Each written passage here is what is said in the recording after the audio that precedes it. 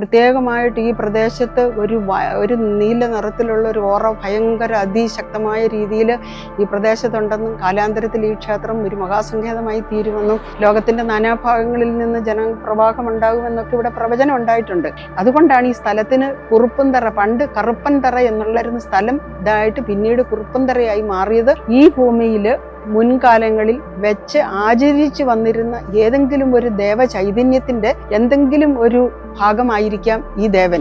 അപ്പൊ എന്റെ മനസ്സിലെല്ലാം ഈ സംജാദേവിയുടെ കയ്യിലിരിക്കുന്ന ഉണ്ണിവാവയായിട്ടാണ് ഞാൻ ശനീശ്വരനെ കാണുന്നത്. പിന്നെ ഇപ്പോഴത്തെ ഒരു സ്നേഹം എന്താണെന്ന് ചോദിച്ചാൽ 18 വയസ്സായപ്പോൾ ബാലനൊക്കെ ആയിട്ട് ഇപ്പൊ അദ്ദേഹം ഇപ്പം ശരിക്കും യോഗിയായി. രാത്രി കാലങ്ങളിൽ നമ്മൾ കാണുന്നത് എൻ്റെ ഈ വിരലിൽ ഞാൻ പിടിക്കും, ഇങ്ങനെ കൂട്ടി ഞങ്ങൾ നടക്കും.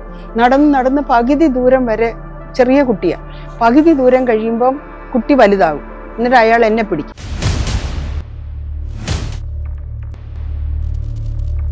അമ്മയ്ക്ക് എങ്ങനെയാണ് പെട്ടെന്ന് ശനീശ്വരൻ ഒരു അമ്പലം വേണമെന്ന് തോന്നിയത്? അതായത് ഈ വിഗ്രഹം നമ്മുടെ കൂടെ വന്നപ്പോൾ പോരുന്നു എന്ന ഒരു അനുഭവമാണല്ലോ എനിക്ക് ഉണ്ടായത്. അപ്പൊ ആ സമയത്ത് ഞാൻ ഈ ഭൂമി അതിനു മുമ്പ് തന്നെ ഇതിങ്ങനെ വേറൊരാളുടെ കൈവശമായിരുന്നു. അപ്പൊ ഈ താഴത്തെ അമ്പലത്തിന്റെ ജീർണത, അത് ജീർണിച്ച ഒരു മാർഗ്ഗമില്ലായിരുന്നപ്പോ ആ ക്ഷേത്രം ഒന്ന് വളരണമെന്നൊരാഗ്രഹം നമുക്ക് തോന്നി. കാര്യം ഒരു ക്ഷേത്രം, ഒരു ആരാധനാലയം നശിച്ചു പോയാൽ അതിന്റെ പ്രദേശത്തുള്ളവർക്കും നാട്ടുവാസികൾക്കും അതിന്റെ ദോഷം സംഭവിക്കും.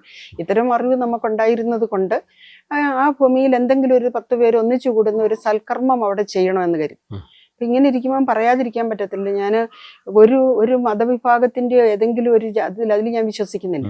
ഞാൻ എല്ലാത്തിലും വിശ്വസിക്കുന്ന ഒരാളാണ്. അപ്പൊ അങ്ങനെ ഞാൻ 91 ഞാൻ ഒരു കോൺവെന്റ് സ്കൂളിൽ പഠിച്ച ആളാണ്. അപ്പൊ 91, 92 കാലങ്ങളിൽ ഞാൻ ദുബൈയിലായിരുന്നു. ആ സമയത്ത് ഒരു കരിസ്മാറ്റിക് കൺവെൻഷനിൽ വളരെ യാദൃശ്ചികമായിട്ട് പോയിരിക്കാനൊരു അവസരം ഉണ്ടായി.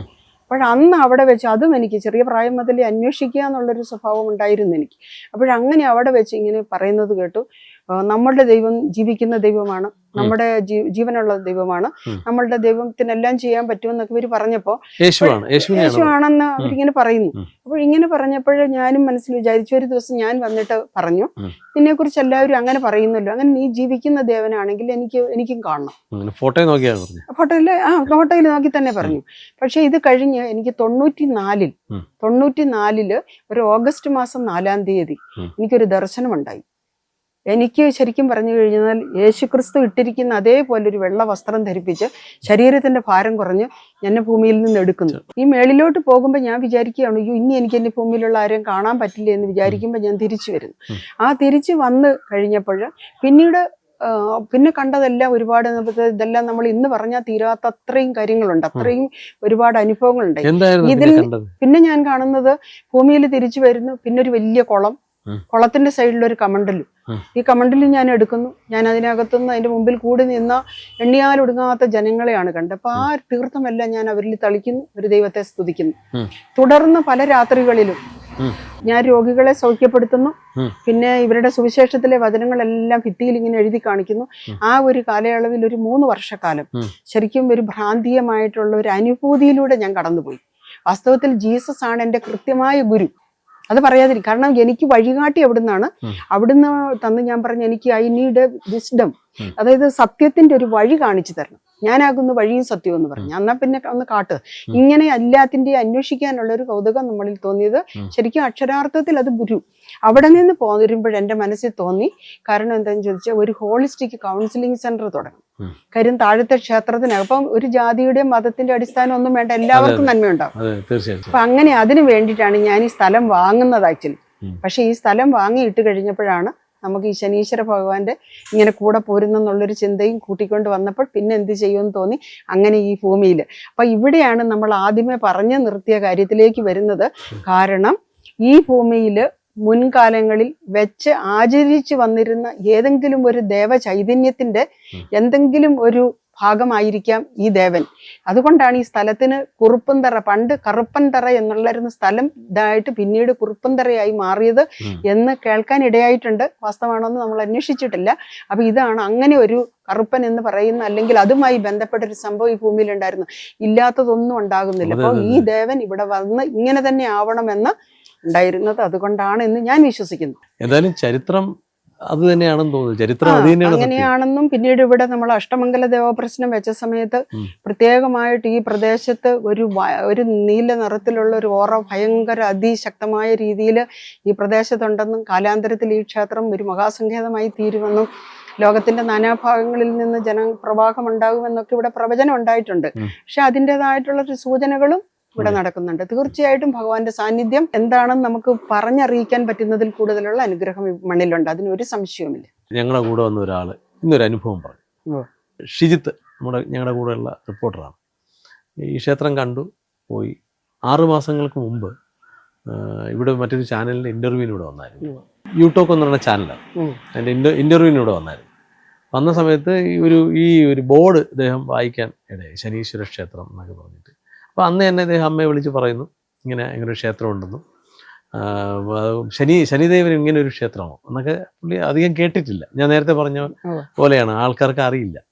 അപ്പോൾ അങ്ങനെ ഇന്നിവിടെ വന്നു, സാധാരണ പോലെ സംസാരിച്ചു, നടന്നു, എല്ലാം കഴിഞ്ഞു. കാറിലിരുന്നപ്പോൾ അദ്ദേഹത്തിന് പെട്ടെന്ന് തോന്നി, ഇത് ഞാൻ മുമ്പ് കണ്ട സ്ഥലത്ത് ഞാൻ ഇവിടെ വരേണ്ടി വന്നല്ലോ, എനിക്ക് പെട്ടെന്നൊരു അത്ഭുതമായി തോന്നുന്നു എന്ന് നമ്മുടെ കൂടെ വന്ന ആളെ എന്നെ സാക്ഷ്യം പറഞ്ഞു. അങ്ങനെ ഇവിടെ സാക്ഷ്യം പറഞ്ഞാൽ തീർച്ചയായിട്ടും സാക്ഷ്യം എന്ന് പറഞ്ഞു കഴിഞ്ഞാൽ നമ്മളിത് എന്താണെന്ന് ചോദിച്ചു കഴിഞ്ഞാൽ പബ്ലിസിറ്റി പ്രതീക്ഷിക്കാത്തൊരു ദേവനാണ് ശനീശ്വരൻ. ശനിദേവനെ പ്രത്യേകിച്ച് നമ്മൾ മറ്റുള്ള കാര്യങ്ങൾ ചെയ്യുന്നത് പോലെ പ്രൊമോട്ട് ചെയ്യാനുള്ള ഒരു ഇതില്ല. കാര്യം ആരുടെയും അത്തരത്തിലൊക്കെയുള്ള ചില സത്യങ്ങൾ എൻ്റെ ഉള്ളിൽ എനിക്ക് പ്രകാശിക്കാറുണ്ട്. അതുകൊണ്ട് തന്നെ നമ്മൾ ഇതിനു വേണ്ടിയിട്ട് ഇല്ലാത്ത കഥകൾ പ്രചരിപ്പിക്കുകയോ മറ്റു ചില പ്രസ്ഥാനങ്ങൾ പിന്നെ ഒരു എന്താ പറയുക പണം ഉണ്ടാക്കുന്നതിന് വേണ്ടിയോ മറ്റെന്തെങ്കിലും കാര്യങ്ങൾ ചെയ്യുന്ന രീതിയിലൊരു കാര്യം നമ്മൾ ചെയ്തിട്ടില്ല. ഇത് ഏകദേശം ഒരു 18 വർഷം 2007 മുതൽ ഇങ്ങോട്ട് വന്ന ഈ 18 വർഷക്കാലമായിട്ട് ഇന്ന് വരെ ഇതിന് അത്ര അതിപ്രശസ്തമായ രീതിയിലേക്ക് ഇത് കൊടുക്കാഞ്ഞതിന്റെ പ്രധാന കാരണവും അത് തന്നെയാണ്. ഒരു 100 കണക്കിന് ജനങ്ങൾ, 100 കണക്കിന് ഇവിടെ എണ്ണിയാൽ പറഞ്ഞാൽ തീരാത്ത അത്രയും ഭക്തജനങ്ങൾ ഇവിടെ വന്ന് ഒറ്റ പ്രാവശ്യം വന്ന് അനുഗ്രഹം കിട്ടിയ നിരവധി ആൾക്കാരുണ്ട്. വിശേഷാൽ വിദേശത്ത് പോയവര്, ജോലിക്ക് പഠിക്കാൻ പോയ കുട്ടികള്, പിന്നെ ഇവരെല്ലാം വന്നു പോയതിനു ശേഷം ഇന്നിപ്പോ നമ്മളിവിടെ കണ്ട ഏതാനും ചിലരൊക്കെ വന്ന് നോക്കിയപ്പോൾ ചിരിച്ചു കാണിക്കുന്നുണ്ട്. അവരൊക്കെ കാലങ്ങൾക്ക് ശേഷം വന്നവരാണ്. 4 കൊല്ലം മുമ്പ് വന്നു പോയവര്, 7 കൊല്ലം മുമ്പ് വന്നു പോയവര്, 9 കൊല്ലം മുമ്പ് വന്നു പോയവരൊക്കെ ഇപ്പൊ പുതുതായിട്ട് വരാൻ തുടങ്ങി. ഇനി വരും, കാരണം ഇപ്പോൾ ശനിയുടെ മാറ്റം വരികയാണല്ലോ. അമ്മ ഇവിടെ ശനിദേവനെ എങ്ങനെയാ കാണുന്നത്? അതായത് എനിക്ക് വാത്സല്യമാണ്. എനിക്ക് എല്ലാ ദേവിദേവന്മാരോടും ചോദിക്കാൻ കാരണം ഞാൻ അമ്മ എപ്പോഴും ഇങ്ങനെ അമ്പലം പ്രദക്ഷിണം ചെയ്യുമ്പോഴും ഒരു മകനെ കാണുന്ന രീതിയിലായിരുന്നു എനിക്ക് തോന്നിയത്. അത് എന്റെ തോന്നലാണോന്ന് എനിക്കറിയില്ല. അല്ല, അത് എനിക്ക് ശരിക്കും പറഞ്ഞ ഒരു കുട്ടിയെ പോലെ തോന്നുന്നതിന്റെ കാര്യം ഒന്ന് ചെറിയൊരു വിഗ്രഹമാണ്. കണ്ടാൽ നമുക്ക് ഒരു ബാലഭാവത്തിൽ നമുക്ക് കാണാൻ പറ്റും. പിന്നെ അതിന്റെ ഏറ്റവും വലിയൊരു എന്ന് പറഞ്ഞാൽ ലോകത്തിൽ ഒരിടത്തും ശനീശ്വരൻ ഒരു കൈ എളുക്കി വെച്ച് വേറൊരു കൈ കൊണ്ട് അനുഗ്രഹ രൂപത്തിൽ നിൽക്കുന്ന ഒരേ ഒരു ശനിദേവൻ ഈ ലോകത്തിൽ എവിടെ നോക്കിയാലും ഇവിടെ മാത്രമേ കാണത്തുള്ളൂ. അപ്പോൾ വരുന്നവർക്കൊക്കെ അനുഗ്രഹമാണ് കൊടുക്കുന്നത് ഇവിടെ. കാരണം എന്താ വെച്ചാൽ പരിഹാരം ഉണ്ടാവും, അനുഗ്രഹം ഉണ്ടാവും. പരിഹാരം ഉണ്ടാവും, അനുഗ്രഹം തീർച്ചയായിട്ടും പരിഹാരം ഉണ്ടാവും. അത് 1 തവണയോ 2 പ്രാവശ്യമോ.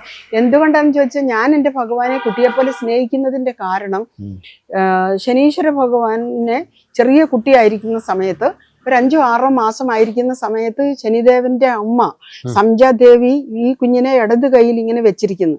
ഈ സമയത്ത് ഈ കുട്ടിക്ക് കറുത്ത നിറമാണ്. സൂര്യഭഗവാൻ ഈ കുട്ടിയെ കാണുമ്പോൾ ഞാൻ ഇത്ര വലിയ ചൈതന്യവും പ്രഭയും ഇത്രയും വലിയ സുന്ദരനുമായ എനിക്ക് ഇതേപോലത്തെ ഒരു കുട്ടി, അപ്പൊ ഈ ഒരു ഇതിൽ വെച്ച് ഈ അമ്മയെ അച്ഛൻ ശാസിക്കുന്നതായിട്ടും ഇവര് തമ്മിൽ, അതായത് കുഞ്ഞിന്റെ പിതൃത്വത്തെ അച്ഛൻ നിഷേധിക്കുന്നതായിട്ടും ഉണ്ട്. കാരണം എന്തുകൊണ്ടാണെന്ന് വെച്ചാൽ യഥാർത്ഥ ഭാര്യ തന്റെ ഛായയിൽ നിന്ന് ഒരു ആളെ സൃഷ്ടിച്ച് അതിലുണ്ടായ കുട്ടിയായതുകൊണ്ടാണ് സ്വാഭാവികമായിട്ടും ശനീശ്വരന് കറുപ്പ് നിറം ഉണ്ടായത്.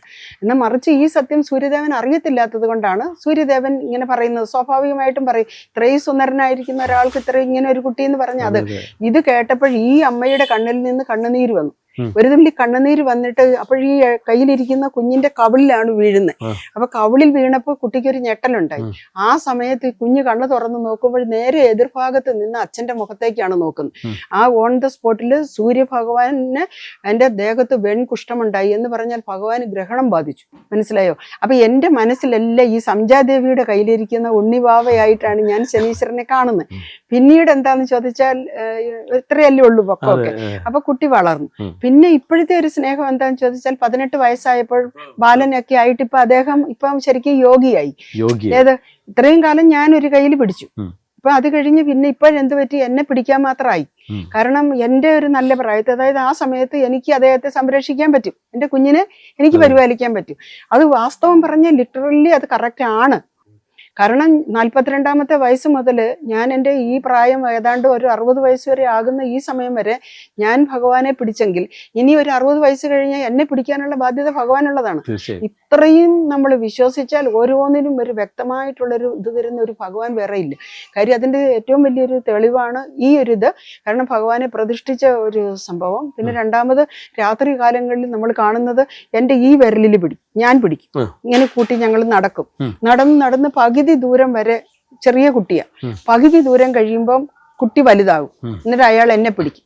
അപ്പൊ ഇങ്ങനെയാണ് എൻ്റെ ഇത്. അപ്പം അന്ന് മുതൽ ഞാൻ എന്താ വിചാരിച്ചിരിക്കുന്നതെന്ന് ചോദിച്ചാൽ, എൻ്റെ ഭഗവാനെ ഇവിടെ വരുന്നവർക്കും അറിയാം ഞാൻ ഒരു കുഞ്ഞിനെ പോലെയാണ് ഭഗവാനെ സ്നേഹിക്കുന്നതെന്ന്. എന്തോ അങ്ങനെ സ്നേഹിച്ചു പോയി. ഈ ഭഗവാനെ മാത്രമല്ല, മറ്റു ദേവിദേവന്മാരെ എല്ലാം നമ്മൾ പ്രാർത്ഥിച്ച് വരുമ്പോ പിന്നെ നമ്മൾക്കൊരു ലാളന, ഒരു മാതൃഭാവം ഉണ്ടാകാറുണ്ട്.